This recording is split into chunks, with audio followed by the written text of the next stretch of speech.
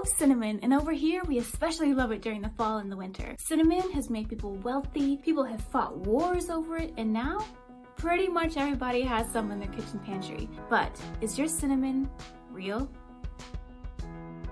Cinnamon has historically been used in perfumes, medicines, and foods since ancient times. Scientific studies have shown cinnamon to be an antioxidant, anti-inflammatory, anti-diabetic, antimicrobial, anti-cancer, lipid-lowering, and cardiovascular disease lowering. That's pretty amazing. There are 5 botanical species of cinnamon tree bark. The 2 main kinds sold in North America are Cassia and Ceylon. Cassia cinnamons are the cheapest cinnamons and the most widely available in North America. If you go to a grocery store in North America and you buy anything that just says cinnamon on it, most likely you're buying one of the 3 species of Cassia cinnamon. The 3 types of Cassia cinnamon are Indonesian cinnamon, which is the most common type of Cassia cinnamon that you'll find in the US or anywhere in North America. Also the sweetest and most mild of the Cassia cinnamons. The second kind of Cassia cinnamon is Chinese.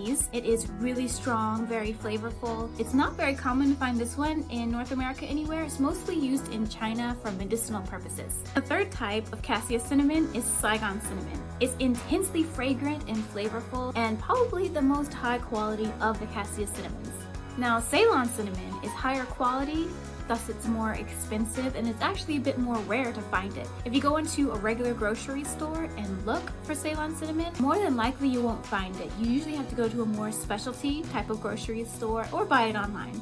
It's especially amazing in desserts because of its sweet, delicate flavor. Now when it comes to fragrance and taste, Cassia cinnamon has a stronger, bolder smell, where Ceylon cinnamon is delicate and light. I found this article on bonappetit.com by Alex Delaney. I'll just read a small piece of it where he describes the difference between the tastes. Ceylon cinnamon's flavor and aroma are extremely mild and delicate. It definitely reads as cinnamon, with subtle, almost floral notes in there. Tasting Ceylon cinnamon is like listening to your favorite vinyl record on a $4,000 stereo system, the comfort of a leather lounge chair, while Cassia cinnamon is like listening to an MP3 version of the same album on the stereo in your friend Steve's 1993 Honda Civic. You can still appreciate the music in the car, but the chair, that's where you want to be. The danger in consuming cinnamon is the coumarin content. Coumarin can cause liver problems and cancer, so you have to be careful with your intake. Coumarin content is the biggest difference you'll find between Cassia cinnamon and Ceylon cinnamon. Cassia cinnamon is a rich source of coumarin, whereas Ceylon is very low, almost trace amounts of it. That's why if you're going to be eating cinnamon on a daily basis, you should probably make sure it's Ceylon cinnamon and not Cassia. So is there such thing as a true and a fake cinnamon then? The thing is, there isn't really a fake cinnamon. A lot of people want to say Cassia cinnamon is fake cinnamon, but it's not. It still comes from a cinnamon tree. It's just a different kind of cinnamon. The confusion comes in because Ceylon cinnamon's scientific name directly translates to true cinnamon. That's why Ceylon cinnamon is known as true cinnamon, and I guess people think, oh, if there's a true, there must be a false. Everything else must be fake. That's not really the case. Ceylon cinnamon is the higher quality cinnamon, but Cassia is still cinnamon and good in its own right for certain things in extreme moderation, since you can't have it every day because of that coumarin content. But there is an adulteration problem when it comes to cinnamon. Like I mentioned, Ceylon cinnamon is more expensive and more rare than Cassia cinnamon. So a lot of times manufacturers will put Cassia cinnamon in with the Ceylon cinnamon to make it cheaper for the consumer. So be on the lookout for that. You won't be able to tell, looking at the product, but just make sure that you're sourcing your cinnamon from reputable sources, places that you trust. I'll leave a link in the description below to some places that I get cinnamon from. But also, the FDA knows adulteration is a problem and allows it. Let me explain. I'm on the FDA's website and they have this booklet called the Food Defect Levels Handbook. Levels of natural or unavoidable defects in foods that present no health hazard for humans. So they allow certain levels of filth in food because it's unavoidable. So this is what's allowed in cinnamon bark. An average of 5% or more pieces by weight are moldy. An average of 5% or more pieces by weight are insect infested, aka insect filth. Average of 1 milligram or more mammalian excreta per pound. Yeah, that's rat poop. When it comes to ground cinnamon, the FDA allows an average of 400 or more insect fragments per 50 grams, aka insect filth, and an average of 11 or more rodent hairs per 50 grams, aka rodent filth. And on that lovely note, I'm gonna do a quick taste test of 3 cinnamons that I have in my kitchen pantry.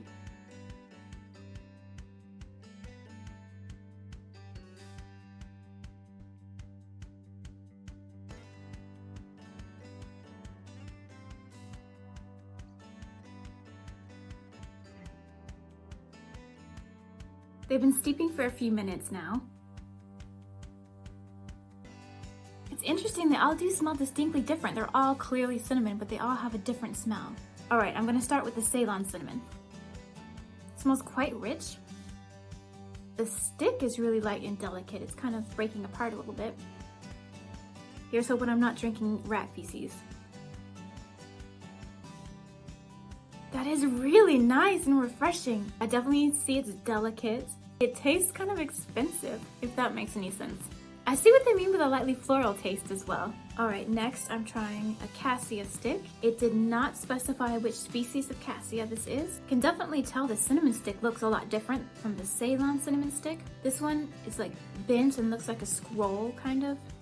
And it's holding together a lot better than the Ceylon one, so it's definitely thicker and more sturdy than the Ceylon cinnamon. Definitely a deeper aroma. Definitely not delicate. It's a bold taste. I do prefer the Ceylon cinnamon for sure over the Cassia. It's funny, while this one is more robust than the Ceylon one, it lacks, I don't know, like a depth of flavor or something? Hard to explain. But the Ceylon is better. I mean, it's not bad, it's definitely nice, but I guess since I started with the best, I can definitely tell the difference in this. All right, let's try the ground Ceylon cinnamon next. It's definitely a bold smell, and it does smell a little bit different than the other Cassia that I just had. I don't know, deeper and more robust or something? That tastes better than the Cassia stick that I just had. I guess there seems to be more body, more depth or something to it. How interesting that there's so many different flavor varieties within cinnamon. Who knew?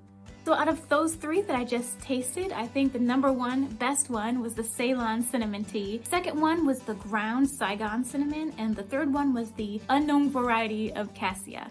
I'm really glad I tried that. I had no idea there were so many nuances and differences within cinnamon.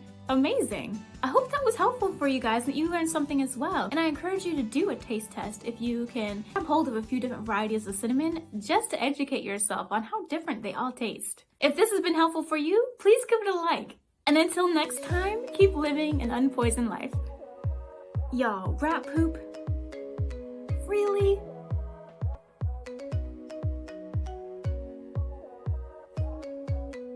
What's that? What? Girl, woman, that's a wrap.